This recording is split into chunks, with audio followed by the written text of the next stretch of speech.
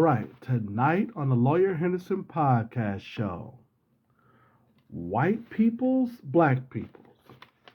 These Negroes will never learn that they basically is an ally and an agent to white supremacy. Let's talk about it.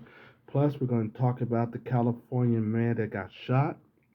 He was only 23 years old when the police in San Bernardino, California, fatally shot and killed Robert Adams. Let's talk about it today on the Lawyer Henderson podcast show. Thanks for joining me.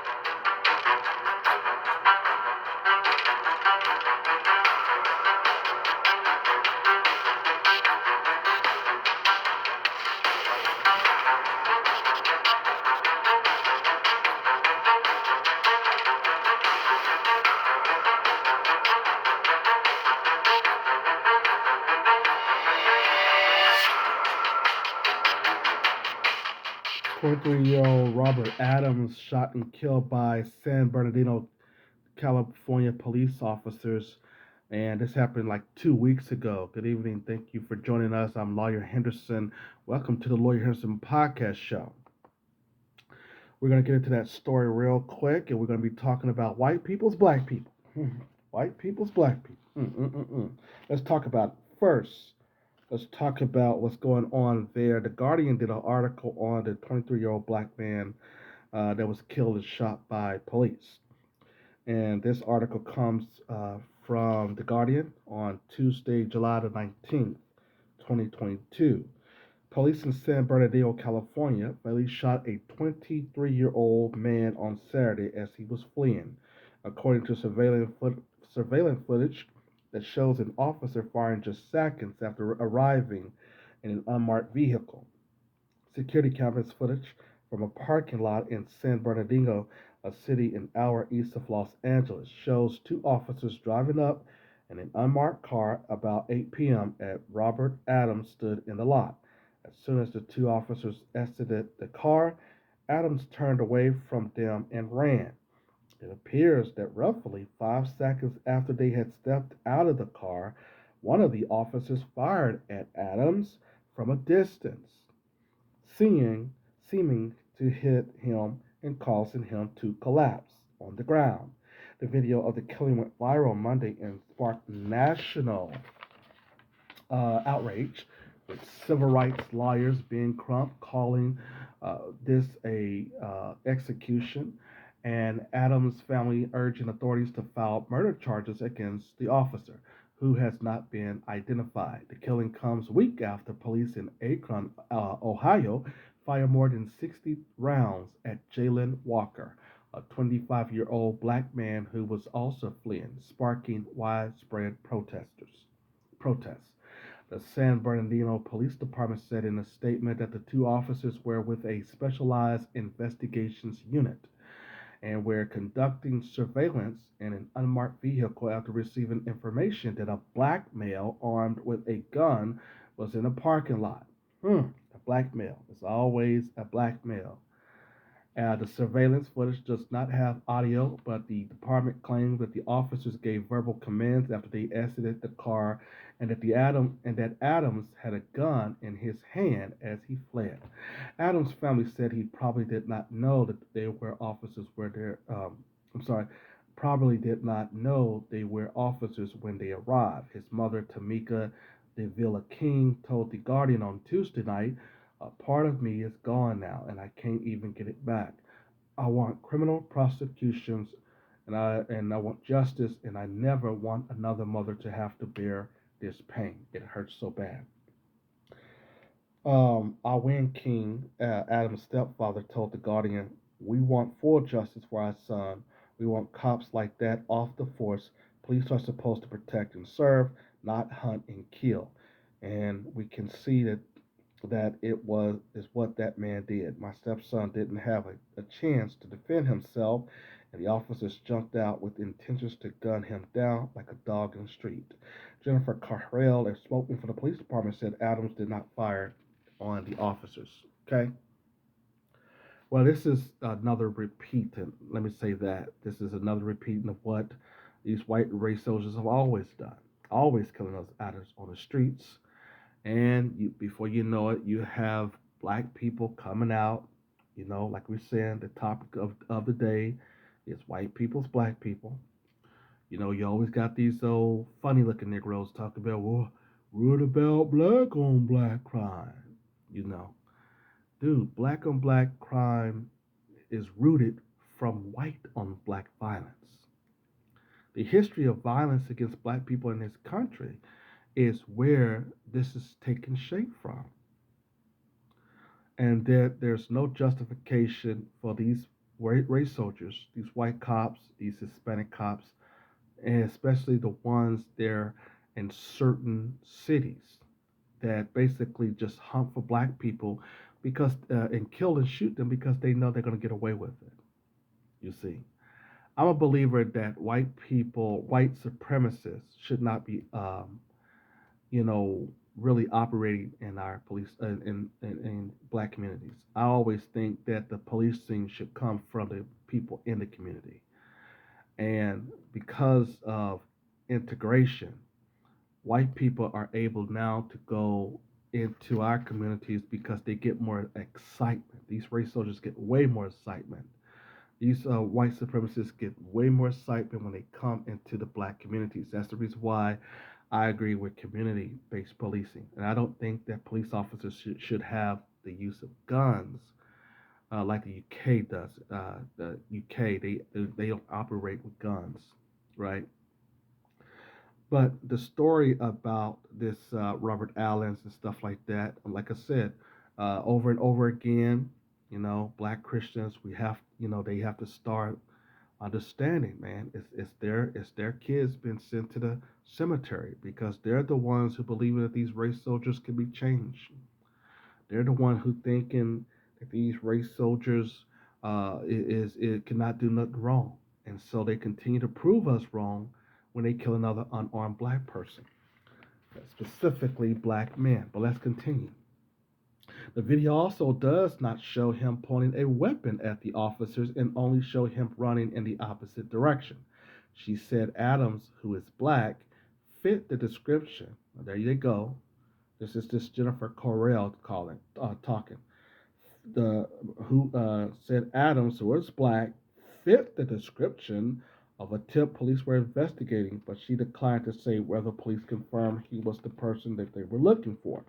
She said two officers were not on leave. Okay, now they're not on leave, so at that point, the article is confirming that they did not suspend these race soldiers at that point.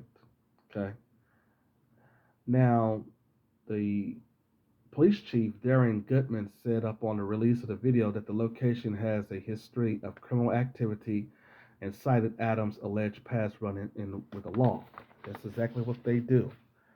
Their job is to say, well, that neighborhood is infested with drug activity and stuff, and just giving Mr. Adams, his past of drug related relationships in that community, blah blah blah blah blah. See, this is how they try to justify. See, the white man keeps all types of tangible benefits away from our communities, and this is the reason why he do it. He do it because he knows that he keeps a lot of financial resources out of the black community. And so he has to justify his murder, killing, and shooting of black people based upon the fact of poverty stricken black neighborhoods and justify shooting and killings of unarmed black people. This is one of their ways of methods to try to put us back into submission. I think that they are trying to continue the narrative that, we need the police. We need the police. Yeah, no, we don't need these race soldiers in our communities. We need community based policing. Understand? And the white media basically tries their best to rationalize these types of things. The white media basically makes sure that they can get statement from the police chief, from these white race soldiers that run the police department. Like I said, these officers were not placed on administrative leave immediately after this happened, right? So they're trying to say, oh, this is justified because, oh, this is a crime-ridden neighborhood, and yeah, and that Adams guy, well, see, he's been in trouble with the law and had brushes with the law before. But notice that they don't bring up the records when these white boys shoot up schools, do they? The white media is silent on the white boys who shoot up schools. Their records and their past never is brought up by the white media. This is the reason why we don't basically want to listen to them no more. You see? Because their bias and their propaganda is always focused on the black man, you're a criminal, criminal, criminal, criminal, criminal. And this is where the United States get their personality. You can talk about other countries and other nations who say that, oh, y'all experiencing that in the United States? Man, we don't have that problem there. But yeah, but you got anti-black hatred as in a sense, though, even though that you don't have a history of slavery, because white supremacy is global. Remember that, you see. And so, therefore, even if you went to a country, let's say Mexico or some other Latin or European country, the racism is there. We know that. So these other countries cannot make it appear as if they're not dealing with this issue. China, for instance, can talk there, of course, and calling the United States out on murders and killing of black people in the United States, and we are fine with that. But China also faces have racist and hatred for black people as well. The white supremacist basically has influenced these types of people to engage in their assault and attack on the black man. See, and you must recognize that this is an ongoing problem for the United States, even in its decline. Where do where I got the white people's black people from is Vicky Dillard, and Vicky is someone who I like so much. She talks about being in the belly of the beast when she was incarcerated. But of course, the white media likes to bring out certain types of people to try to justify the shooting of a black man from these race soldiers. Like I said earlier, we start getting these. Well, you see, there's black on black violence, and he basically started taking a run, brother. See, we can't listen to these types of black folks, okay? And that leads me to today's topic, which is black people jumping up to defend white people when they engage in crimes against black folks. Um, let's take a moment to talk about. Let's go back in a discussion about several months ago when we had Andrew Yang, who apologized for the tweeting saying that Joe Rogan wasn't racist, that he had worked for black people. He said that the use of the N word in the past, that he said that he thought that the use of the N word in the past, he hasn't used the N word for years, calling his behavior, however, a monstrous and shameful thing that I've the most ever heard, the most regrettable, most shameful thing that I've ever had to talk about publicly. You see, and this is an article that News One did some 5 months ago on the matter. You see, Andrew Yang, the Asian hatred for black people is there as well, and white people have invited certain types of racial groups to come in to share in their anti-hatred for black folks as well. Anyway, we talked there about black people's white people. And the news article went on from News One to talk about Jason Whitlock and Candace Owens. How the two of them basically to help uh, whiteness, as the article wrote about, they were basically really coming to Michael to this guy's defense, this Joe Rogan's defense or defense rather, and that they share a responsibility then there of justifying white on black violence without looking at why white on black violence is rooted into so-called black on black crime, you see. And we have to look at why these people are in the media. White people's black people serve a purpose in the white media. They serve a purpose in society to remove the white supremacists away from being responsible for black criminality and black violence and killings and murders of black people. And that's the reason why they have to have certain types of black folks in the media, in the society, and they have to have these folks to propagate their white supremacist talking points. And it doesn't matter who these people are. White people's black people serve a purpose in this society, whether it be Candace Owens or Michael Nance or Roland Martin or Kareem John Pierre, Simone Sanders, Don Lemonade, Clarence Thomas, Van Jones, Al Sharpton, Stacey Abrams, Raphael Warnock, Kasim Reed, Keisha Lance Bottoms, all of these people, regardless of whether or not they're in politics or they're just basically some type of contributor, in which they typically become contributor after they get into their so-called political years.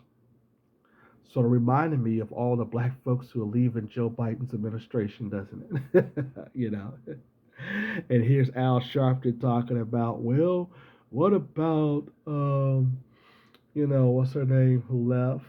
Omarosa, who left uh, uh, Donald Trump's administration. You had one black woman who basically left Donald Trump's administration versus the 15 black people, of course, that we did this video essay on, who had left the White House in a circle, White House under Joe Biden. And how these black folks talk about the racism and the white supremacists, and they don't have no real policy that they can really enforce with these folks. You see. But of course, going back to the subject earlier about this Robert Adams, you must recognize that this violence is what is now ingrained in society, where white people, Hispanic people are killing, and right now, the white man got everybody thinking, hey, if we can keep other races, and to make sure that you can say, hey, that this black man, he's basically a big monster. He is the problem. He is the issue. How could they basically keep that going without the help of black folks that basically is in government? Black folks that are in the news media, black people who are given commentation with the white media, with these white news outlets. These are white people's black people. And Vicki Dillard, of course, on her show, she do a good job of describing these people, even at the time when they are basically trying to threaten harm against her, right? She basically bravely how she talks about white people's black people and talks about other people coming into the forum to basically help in their anti-hatred against black people, like Andrew Yang and Joe Rogan and all the rest. And this then means that in order for us to put the icing on the cake, we can justify it then by making sure that we got black people agreeing with us. Keep in mind, this is the reason why Candace Owens and all these other folks, you look at all these people who are in Joe Biden's cabinet, most of them have white spouses, by the way. Okay? Candace Owens, you got the vice president there, Kamala Harris, she's with a white man. And this new Supreme Court nominee, she got a white man. Clarence Thomas, he's married to a white woman. It is the circle then that gets people to think that we are basically uh, moving towards some type of of culture that all people are going to be treated and was all created equal. But that's not what these so-called founding fathers intended. If you go back, and of course, if you look at Andrew Johnson, I think his name, Andrew Johnson Jackson, one of them, when he had vetoed the 40 acres in the Mule bill, remember, he made it clear that the black man should be controlled. It is the black man who should be placed in a segmented labor market, who should be exploited, who should be the purpose of if we're going to basically have some type of well-being in the American society as white folks, and we're dealing with white fragility, and we're dealing with this critical race theory crap. Well, see, we're gonna have to make sure that we take out that evil black man. You see, this is what they're trying to build into the consciousness, and then to confuse our children to get them young and to basically engage into propaganda like LGBT, or do you really want to be a girl and not a boy, or if you want to be a boy and not a girl, and trying to change and try to get us to think that there's another gender besides male and female, you see. So in order to do all of that, they have to have black LGBT people. Again, white people's black people. Okay? Ben Crump is basically doing is the same thing. I would add him to the certain extent into this because every time that a police officer shoot and kill a black person, they don't basically go out there, and he doesn't say anything about telling black folks that we should not appease our emotions. In fact, he should be out there saying that we're not turned up enough because of this violence. And I think whatever Jalen Walker's family, that what happened, like the article has said in Akron, Ohio, and now in Sarabina, in California, I should say. All of these race soldiers are going to continue to basically continue this. This is a form of trying to put the young black into a state of submission. You see, we've been around the civil rights generation for so long that no one is really listening to them anymore. And the white folks are having problems. So the only thing that they can resort to is violence to try to put us as young black folks into submission. And of course, it is not working. You can't get the black millennials or the Gen X's to do anything now. And so, therefore, to get their attention, well, let's go down and shoot them down. That's one way that we, as the white supremacists, can get their attention. Let's shoot them down. Okay, we got to make sure that we look at that as to really, as to why we must call out white people's black people. It is not enough then to then set on our tails and not speak out against white violence, but not only speak out, but we still must turn up in the streets.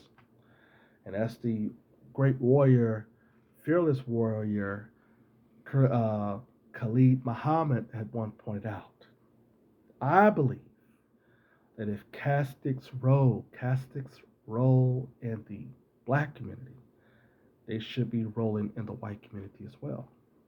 Okay? Because the white man does not respect anything but money, blood, and numbers. And we have to recognize that white people's black people are the main cause of this huge problem, what we call black fragility, what we call black people who are dealing with anti hatred against us. We must recognize that we are into a state of emergency, or we've been into the state of emergency because we have always faced this violence. We have always been the white man's scapegoat in the society. And while we commend the Chinese for speaking out against this hatred among us in the United States, the Chinese and the China people must recognize that they also share blame here too as well, as we see more Asians who is helping the white supremacists in their propaganda. Oh, but they wasn't crying when Donald Trump was in office and when they had to experience this Asian hatred, giving black people a little break at the time. But then immediately you saw how they put Jim Crow, Sleepy Joe Biden back in office to try to curtail this back to black people in the murdering, killing us, and to use propaganda and to use their black people as a way to justify this whole behavior of murdering of black people by saying, well, what about black on black crime? You see, and this is the reason why we got to call these black flunkies and these bootlicks out. We got to continue to maintain that we're not going to give in to submission, that we have to continue the protests, the rallies, and even necessarily to take it back to the streets more over and turn up as much as we did, but more and more powerful, like that of the George Floyd uprising. Okay, the what's his name? The Michael Brown protest. We got to basically make sure that there is a huge revolutionary that is going to make sure that the black man and black woman is respected here and the United States and should not be used as a propaganda machine. No such thing as critical race theory. There's no such thing as white fragility. White people have been killing us and murdering us for 400 years. And we could start all about the in slavery, when they were in slavery, to Jim Crow rules and laws and redlining and refusing to give us money from these banks. You see, we have been basically dealing with white supremacists for years here in this country. No such thing as white fragility, you see. No such thing as critical race theory. And we have to warn each other that this propaganda and the use of these bootlicking Negroes to put them and trot them out in front of us, we have to call them out on what they're doing to help maintain the system of anti black hatred, and to then remove the blame from the white supremacists onto the victim. We have to make sure that that is called out in our inner circle, you see.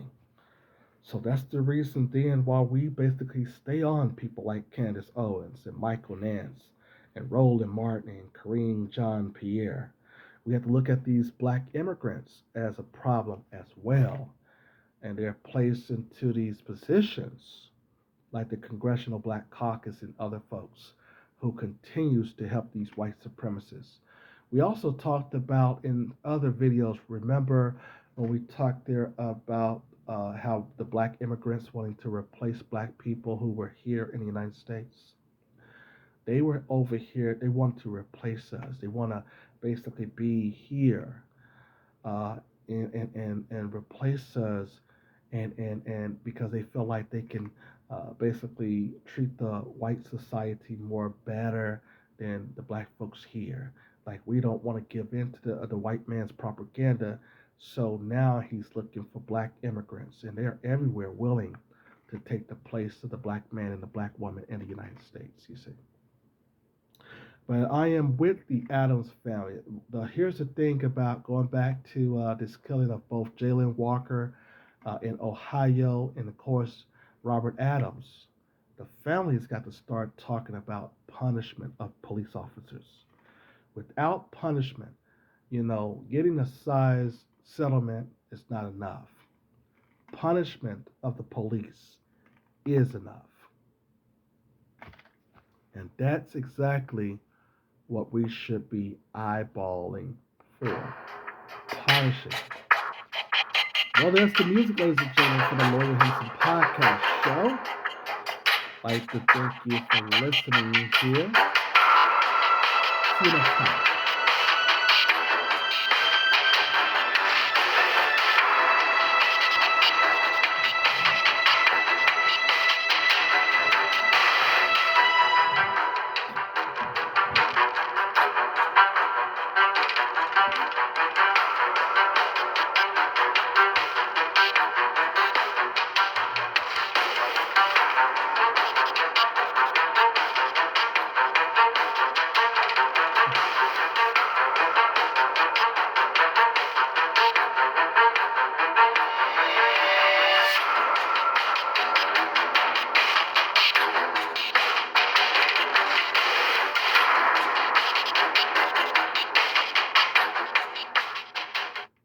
Mm-hmm.